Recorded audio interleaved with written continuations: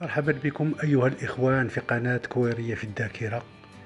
في بادئ الأمر كنشكر المشجعين ديال قناة كويرية في الذاكرة، وعبدو ربيه اللي كيشرف عليها. والتهاني جاتني من بعد ما شاركت في حلقتين في برنامج كوليسا رياضية بقناة تيلي ماروك. كان لي شرف كبير بالمشاركة في حلقتين في برنامج في البرنامج الشيق كوليسا رياضية اللي تبث قناة تيلي ماروك ومديرها الأخ رشيد نيني. برنامج كوليسا رياضية اللي كيقدموا بالتناوب الأخ الصحفي الكبير حسن البصري والشاب الواعد رضوان أدريس. وندوزو الحلقة ديال اليوم. كما سبق الإعلان من قبل، كنا درنا واحد الشريط إعلاني غادي نتكلموا فيه على واحد النجم اللي كان في فريق الجيش الملكي في بداية الثمانينات. فريق الجيش الملكي الذي كان فريق الأحلام وفريق النجوم، وتعتبر هو الفريق المغربي الأول اللي فاز بكأس إفريقيا سنة 1985. كان فريق الجيش الملكي معشوق المغاربة أجمعين لما قدمه هذا الفريق هذا من مقابلات رائعة تاريخية بقى في الأذهان ديالنا وبقى في المخيلة ديالنا، دون أن ننسى العناصر اللي كانت كتكون اللي كانت كيتكون منها فريق الجيش الملكي. واليوم غادي نتكلموا على واحد اللاعب مدافع من الطراز الرفيع، مدافع اللي بصم على اسمه بأحرف من ذهب، ولو أنه ما خداش حقه في الفريق الوطني المغربي، في المنتخب الوطني المغربي. فقط شارك في تلك المقابلة التاريخية ضد الجزائر سنة 1979 اللي كان هازم فيها المنتخب الوطني المغربي ب5-1 أمام المنتخب الجزائري بالمركب الشرفي بالدار البيضاء. ونعني به المدافع صمام الأمان لفريق الجيش الملكي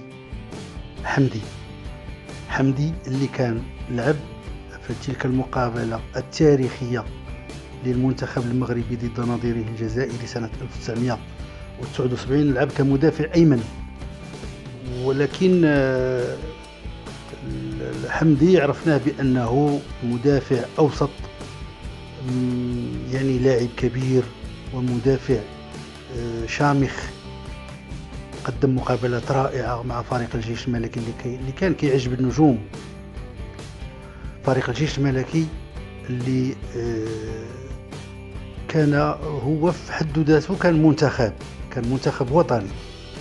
وحنا كنشوف إلى جانب المغفور له الحسن الثاني في إحدى مقابلات، كنظن شي مقابلة ديال كأس العرش، شي نهاية ديال كأس العرش. وحمدي تعرف باللاعب لاعب المقدام، اللاعب ذو القامة والهامة.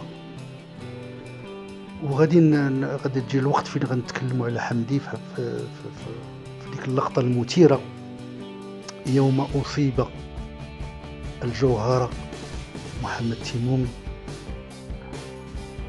بالكسر المزدوج سنة 1985 ضد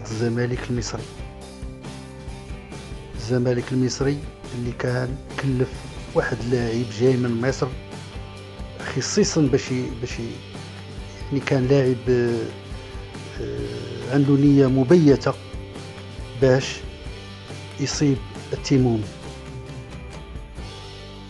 وفي حقيقة ما بغيناش نتذكروا الأوجاع، وحتى ديك اللقطة ما بقيناش كنقدروا نشوفوها، كنعاودوها نشوفوها. وهذاك الكسر المزدوج اللي باقي الآن تيمومي كيجر التبعات ديالو. وها هي اللقطة ديال محمد تيمومي اللي غادي يصاب بكسر مزدوج سببه له اللاعب المصري لاعب الزمالك جمال عبد الله. جمال عبد الله اللي كانت عنده مهمة واحدة، وهو يجي يحرس التيمومي ويصيبه بكسر. وحنا كنشوفوا بان ملي جمال عبد الله ادى المهمة ديالو فهو تم استبداله. وهنا كنتذكروا اللاعب حمدي مدافع الجيش الملكي بتلك المقابلة، والمقولة الشهيرة اللي كان قال حتى واحد ما غادي يخرج من هنا، يعني مشيرا إلى لاعبي الزمالك المصري. ملي شاف تيمومي أصيب بكسر مزدوج، فالأسد حمدي كان تكلم على هذه المقولة هذه اللي كان قالها، وهو كيتجاذب للأطراف الحديث بعنف احتجاجا على ما أصاب تيمومي من كسر مزدوج. احنا ما كنقلبوش في الأوجاع، ولكن المشاهير خصنا نتكلموا عليهم، وحتى الكلمات اللي قالوا خصنا نقلوها لهذه الأجيال الحالية. وهنايا كان الشنآن ديال لاعبي الجيش الملكي ولاعبي الزمالك من بعد الإصابة ديال التيمومي. وباقي كنتذكروا هذاك السبت الأسود، يعني المغاربة كلهم أصيبوا بإحباط وتذمر بعد ما تصاب محمد التيمومي. كان التيمومي كان سيد الميدان، وكانوا المصريين يعني كيخافوا من التيمومي، لأن التيمومي كان فنان وكانت عنده واحد اليسرى ساحرة. وهنا كنشوفوا حمدي في جدال مع اللاعبين المصريين، وكان قال ديك المقولة المشهورة حتى واحد ما غادي يخرج من هنا، يعني كل شيء غادي يتعطب، يعني إشارة إلى اللاعبين المصريين. وهنا كنشوفوا الصورة ديال الجوهرة التيمومي اللي باقي كيجر تبعات ذلك التوعك إلى اليوم، وكنطلبوا له الشفاء العاجل. بطبيعة الحال فلاعبي الجيش الملكي ماشي لاعبين ديال الخشونة أو تبعا لما قاله اللاعب المدافع الأسد حمدي مشيرا إلى اللاعبين المصريين، ولكن حمدي تكلم على الثأر لما أصاب التيمومي. والتيمومي هنا كنشوفوا كيداعب الكرة المعشوقة ديالو الكرة، وكانت عنده واحد اليسرى ساحرة، والمغاربة كلهم كيعشقوا التيمومي. وحمدي كان معروف باللاعب الحازم، اللاعب اللي كيدافع بكل قوة وبكل شراسة، كان كيدافع. وشارك في مقابلات الجيش الملكي في الأدغال الإفريقية، وحصلوا على الكأس الإفريقية سنة 1985 باستحقاق. وكان مستقبلهم المغفور له الحسن الثاني. غادي تجي واحد الصورة غادي نشوفوها في حفل استقبال المغفور له الحسن الثاني، كان استقبل فريق الجيش الملكي بفرنسا. وحنا كنشوفوا لقطات للمدافع حمدي اللي كان سيد الدفاع إلى جانب حسينة. كانوا كيكونوا واحد السد منيع، وفريق الجيش الملكي كان يضرب له ألف حساب، سواء في البطولة الوطنية أو في الأدغال الإفريقية اللي صال وجال. وهنا كنشوفوا لاعب التيمومي الجوهرة بابتسامة، وهذا اللاعب الفد والشهم كيحبوه المغاربة جميع. وملي كانت واعك التيمومي راه كانوا غضبوا لاعبي فريق الجيش الملكي، وبخصوصا حمدي اللي كان صاحب هامة وصاحب قلدة وصاحب وقفة حازمة. وحمدي ترك الاسم ديالو مسجل من ذهب في صفوف فريق الجيش الملكي، ولكن مع كامل الأسف ما خداش الحق ديالو في المنتخب الوطني. وهو كان من المدافعين المتميزين خلال الثمانينات في البطولة الوطنية ومع فريق الجيش الملكي.